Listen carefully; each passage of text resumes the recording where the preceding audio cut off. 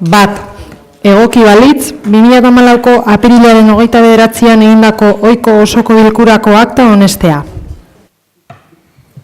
Bozkatu baino lehenago gogoratzea, recordar a los y las asistentes al pleno que quieran algún aparato de traducción que tienen en la entrada.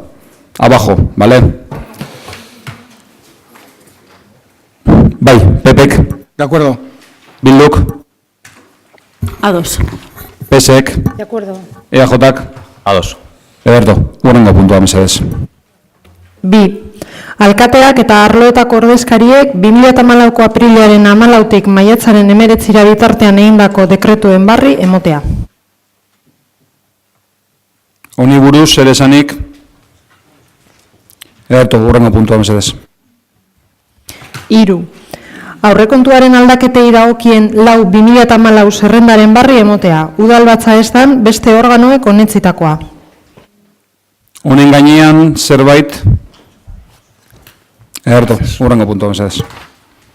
Lau, 2014ko aurrekontu bateratuaren egikaritzaren aurrekontu egonkortasunari eta finantza iraunkortasunari buruzko 2014ko maiatzaren 15ko txostenaren barri emotea. Honi buruz zerbait. Ederto, hurrengo puntua mesedez.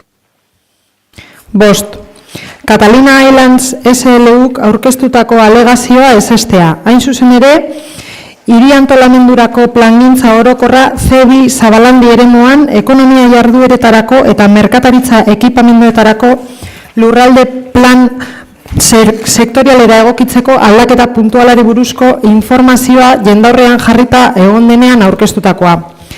Hirigintza antolamenturako plangintza orokorraren aldaketa puntual horri hasierako onespena ematea eta berau Euskal Herriko lurralde antolamendurako batzordera bidaltzea. Ederto. Pepek. Siguiendo lo ya mantenido en comisión informativa y por no dejar de ser coherente, nos mantenemos en abstención ante un criterio fundamentalmente de prudencia, ante lo que pueda ser para el erario público una posible reclamación. Abstención. Ederto. Bilduk. Ados. Pesek. Bien, nosotros sabéis que en el pleno de hace varios meses, cuando se trajo la modificación, nuestro voto, además a la hora de justificar nuestro posicionamiento, fue, y así lo expresé, un voto más político que jurídico. Es decir, hacíamos un voto político porque tanto el Consejo de Planeamiento como principalmente el Consejo de Planeamiento y la Asociación de Comerciantes planteaban esa modificación restrictiva más que amplia que se podía haber dado. Y lo hicimos así. Pero es verdad que aquí ahora estamos en un paso más. Es decir, la Catalis Islandis Sociedad Limitada plantea una serie de alegaciones y aquí traemos la desestimación. Y tenemos que decir que el expediente y el informe de alegaciones nos generan tal dudas. Y en este momento lo que planteamos es que el criterio jurídico prevalezca y sobre todo el principio de prudencia. Nos preocupa que la alegación esté, a nuestro modo de entender, suficientemente motivada esa desestimación total de las alegaciones y por lo tanto nuestra posición va a ser una abstención.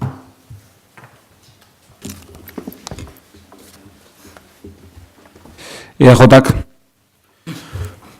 Bueno, gure ustez, badekogu erabakia, aspalditik entzun dozuen ezin dan gure iritzia edo gure erabakia, guk argi daukagun, badaukagula funtsezko erabaki bat, bai sententzen desberdinetan, bai txosten juridiko desberdinetan, oinarrituta, eta nik uste hor bai ziurtasun juridikoa emoten jakula. Gure ustez, atzera botatzea uste dugu, udaletxeri herriarentzat hobeagoa dela eta guk hori koherentzia horrekin guk uste dut mantendu nahi dugu. Alde gagoz. Dana denez duguna ulertzen da, abstentzioa mantendu eskero, esain nahi duguna edo guk ulertzen duguna da, beste batzuk erabakiko dute gu ze herri mota nahi dugun, ze nork erabakitzen dau herri honetan, gauzak zelan egin. Nahi dugu alderdi politikoak guk iritzi batekin behar dugula, badaukaguz esan dugunez txosten desberdinak eta sententzia desberdinak, eta danok abstenitu eskero, bueno, beste batzuk erabakiko lukete nolako herria egin aldo guztien artean. Hori guk, edo nola ez dugu ulertzen. Bueno, guk honen alde gagoz. Ederto. Urrengo puntua, mesedez. 6. Egoki balitz, Basauriko udalerriko ondasun, eskubide eta akzioen 2013ko inventarioaren zuzenketa onestea. Bai, Pepek, De acuerdo. Bilduk, Ados. Pesek,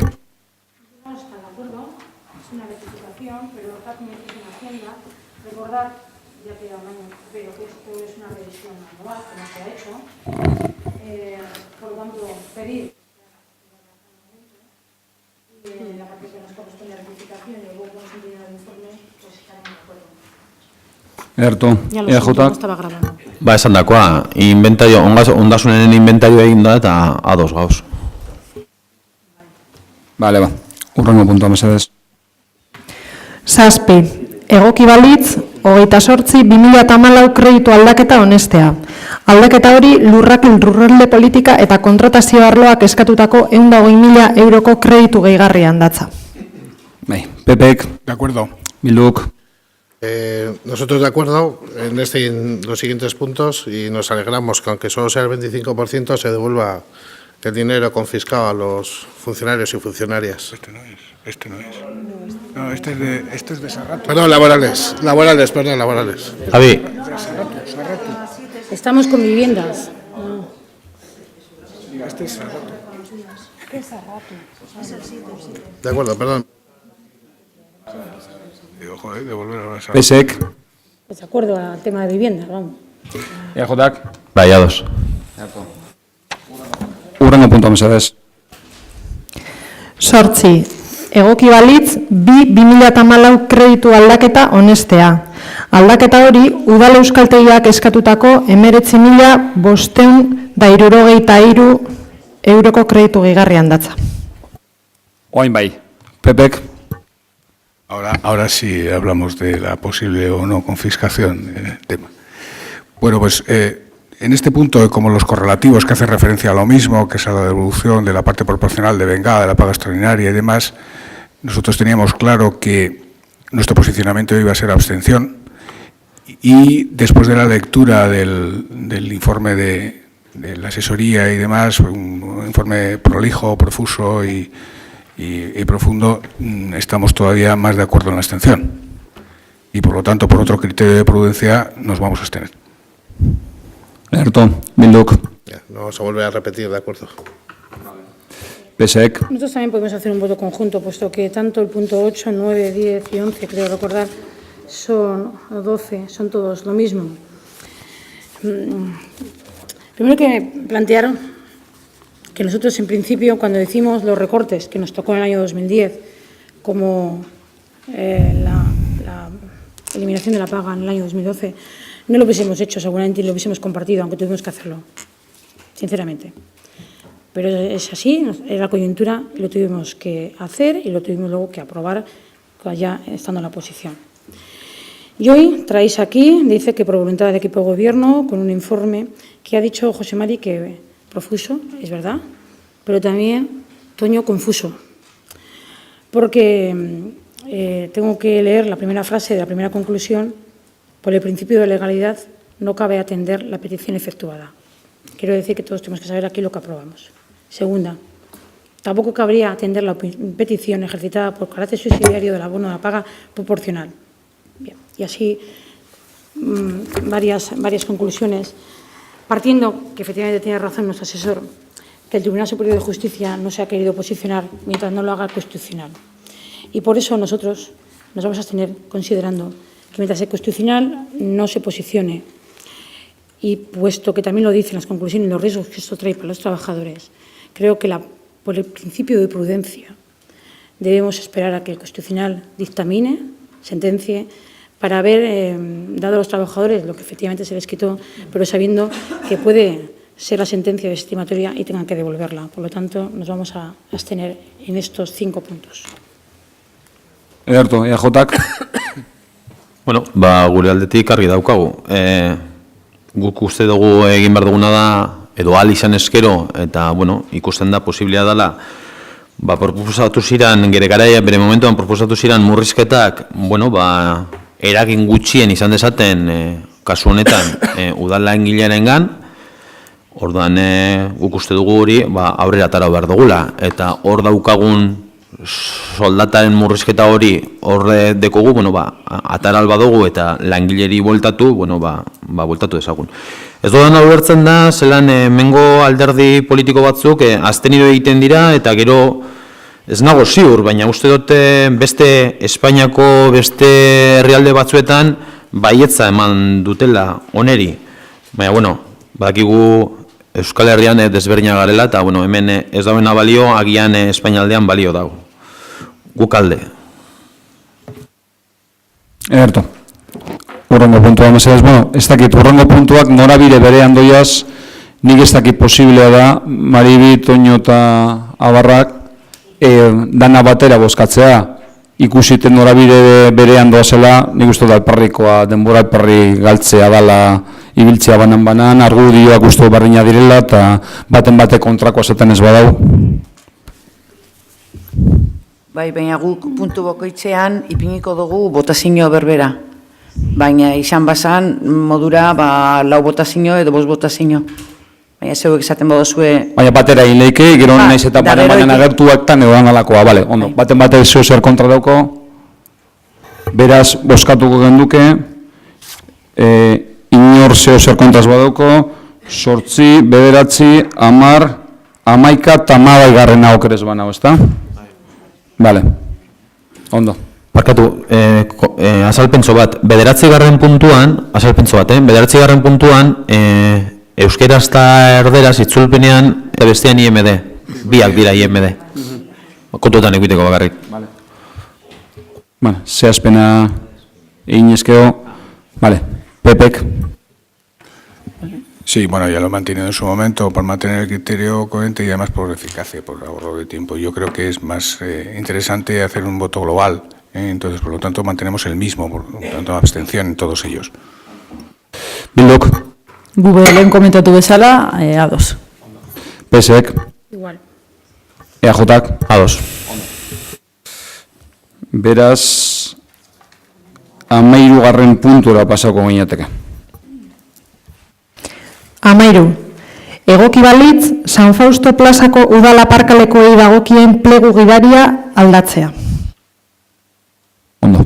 Pepek. De acuerdo. Bilduk. Ados. PSek. De acuerdo. EAJak. Ados. Ederto. Urrengo puntua mesedez. 14.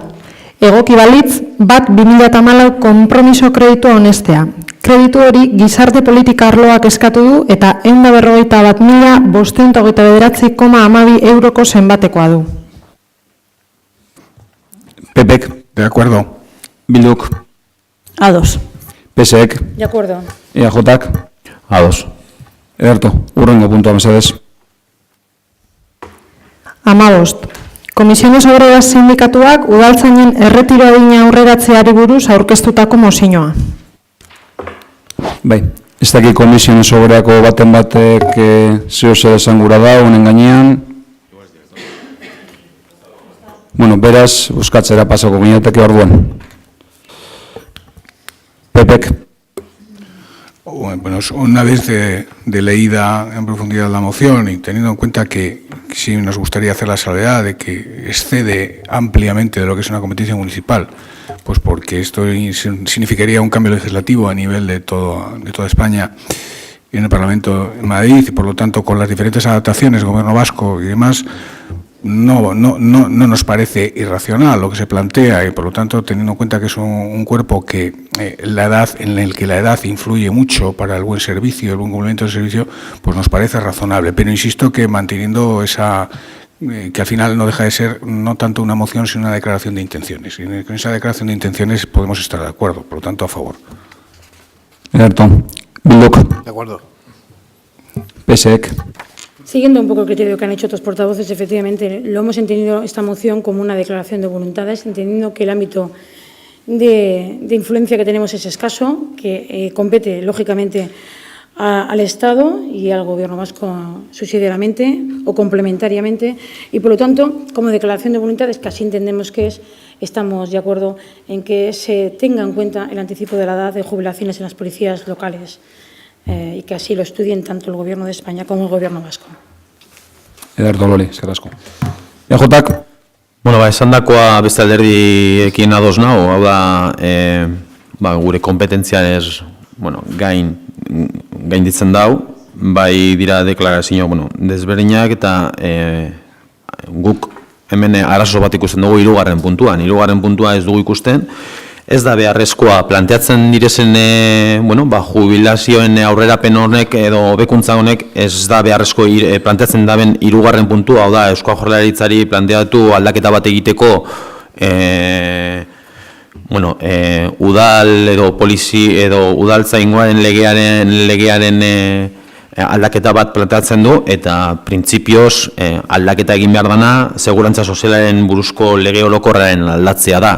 Orduan, hitz egin dugu eurekaz, Komisiones Obrerosekin hitz egin dugu, ez zuten ikusten puntu hori kentzea, orduan guk abstenitu egingo gara.